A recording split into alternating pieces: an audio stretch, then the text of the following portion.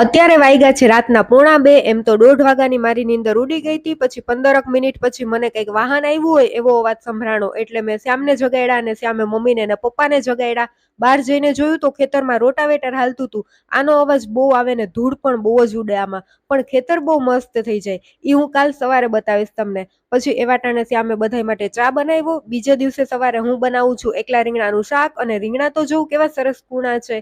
તપેલીમાં તેલ મૂકીને થોડીક લસણવાળી ચટણી મૂકી, પછી એમાં રીંગણા નાખી દીધા, બધો મસાલો નાખ્યો ને થોડુંક પાણી નાખી દીધું. પછી તપેલું લઈને બહાર આવી ગઈ, કેમ કે ચૂલા ઉપર શાક બનાવવું છે.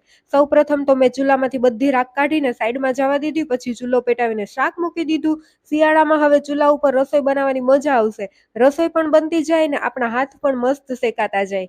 હવે મારે નાવા જવું હતું એટલે મમ્મીને ચૂલા પાસે બેસાડી દીધા. થોડી જ વારમાં હું નાઈને બહાર આવી ગઈ અને જોઉં કેટલું મસ્ત ખેતર થઈ ગયું છે. એકદમ આખું લેવલ થઈ ગયું. પછી હું શાકનું ધ્યાન રાખવા પાછી ચૂલા પાસે બેસી ગઈ, અને મેં જે રાખ કાઢી હતી ચૂલામાંથી એ બધી રાખ લઈને મમ્મીએ રીંગણીમાં છાંટી દીધી, જેથી કરીને રીંગણીના પાનમાં જીવાત ન થાય. મેં પૂછ્યું તો એવું કીધું મમ્મીએ. અને મને તો છે ને ચૂલા પાસેથી ઉઠવાનું મન જ નહોતું થતું, પણ હવે ઉઠવું પડશે કેમ કે શાક બની ગયું છે. ને મમ્મી કહે કે લાવ હું રોટલા બનાવી દઉં ચૂલા ઉપર. એટલે મમ્મી રોટલા બનાવે છે, હેતવીએ પપૈયાનો સંભારો બનાવ્યો ને હવે નાસ્તાની ભાખરી બનાવે છે. પછી મેં નાસ્તો કરી લીધો, ભાખરી અને રીંગણાનું શાક.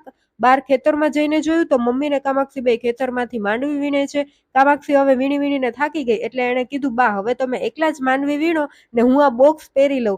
કામાક્ષી વાવણિયાને બોક્સ કહેતી હતી. મમ્મી માંડવી વીણી વીણીને વાવણિયામાં નાખતા જાય છે. તમને બા અને કામાક્ષીની જોડી ગમતી હોય તો ચેનલને કરી દેજો સબસ્ક્રાઇબ. જય શ્રી રામ.